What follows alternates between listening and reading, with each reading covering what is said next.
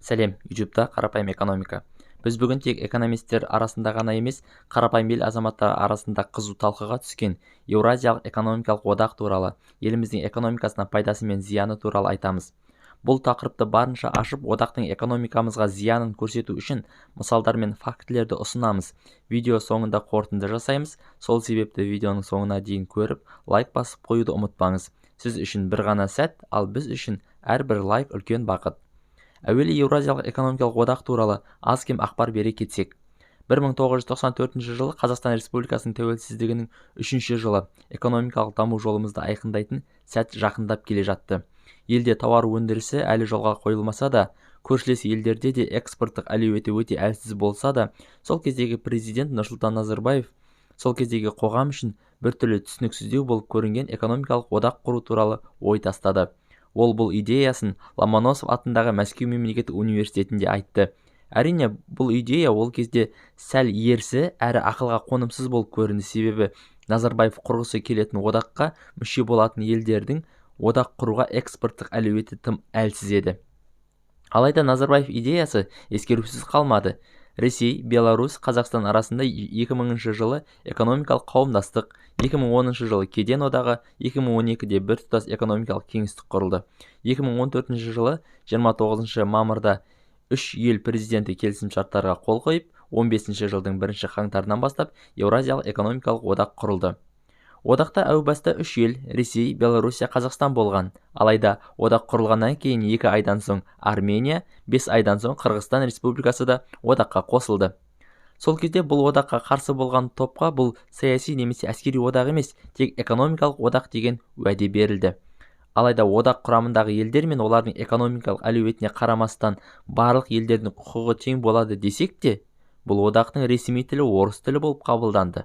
Әкімшілік орталығы, яғни комиссиясы Ресейде, Мәскеуде болатын болды.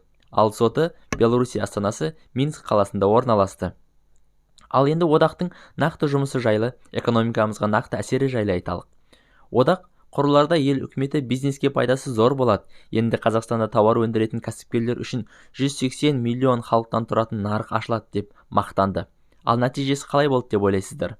Айтуға аузың бармайды. Біз Белоруссияға сол одақ құрылған 2015 жылы 48 миллион долларға тауар сатып, 480 миллион долларға тауар сатып алған екенбіз.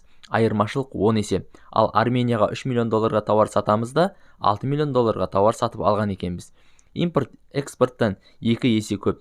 Бүгінде бұл тенденция Қазақстанның пайдасына қарай өзгерді десек те, сол жылы тек Қырғызстаннан ғана табыс тауыппыз.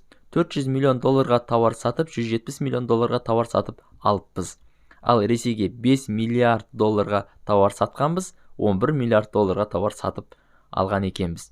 Одандық бизнеске әсері қандай болды деп ойлайсыз? Әрине жаман. Сенің өз күшіңмен өндіріп отырған тауарың Белоруссия үкіметінен субсидия алатын кәсіпкердің тауарымен бәсекелесе ала ма? Әрине жоқ.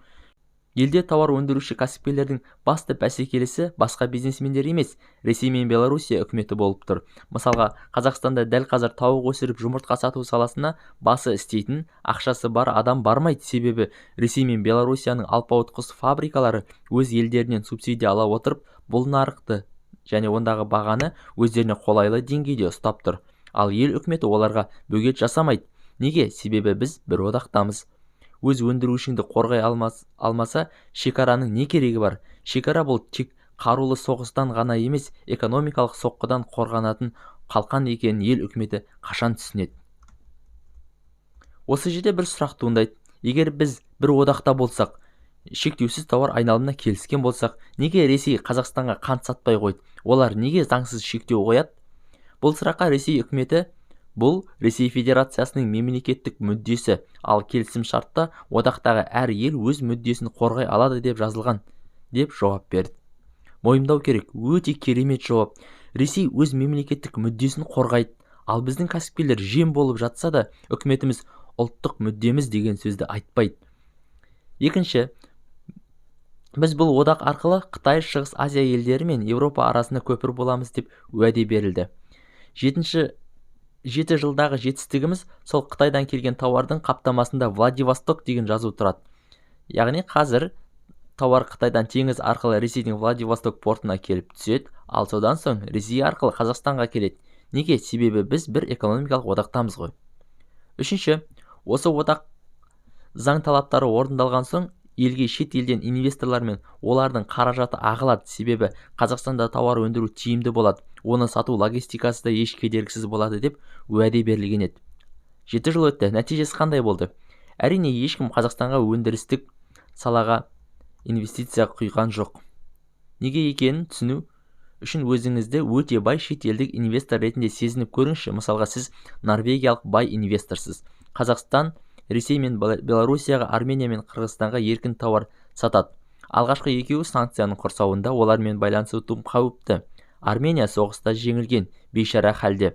Қырғызстан халқы да экономикалық әлеуеті де, саяси жағдайы да әлсіз. Осындай елдермен дос болып отырған елге табан ақы маңдай термен тапқан қаржыңызды құясыз ба? Әрине жоқ, себебі ақша да тыныштықты жақсы көреді. Дәл осы тұста Өзбекстан ұтты. Осы ұйымның пайдасын Өзбекстан көріп отыр. Қазақстан арқылы барлық одаққа мүше елдерге тауарын жақсы сатуда, ал алуға келгенде, кешіріңіз, біз сендердің одақтарында жоқпыз деген жауапты естисіз. Бұл тұста Өзбекстанның позициясы ортақ өгізден оңаша бұзау артық дегенге келіп тұр. Нәтижесінде шетелдік инвесторларды да жап-жақсы тартып жатыр. Қысқасы, бұл одақтан Қазақстан экономикалық табыс түсіріп отыр деп айта алмаймыз. Әрі кейде Кремль бұл одақты саясиландырғысы келетіндей, оны ортақ валюта құрайық деген сөзі білдіреді.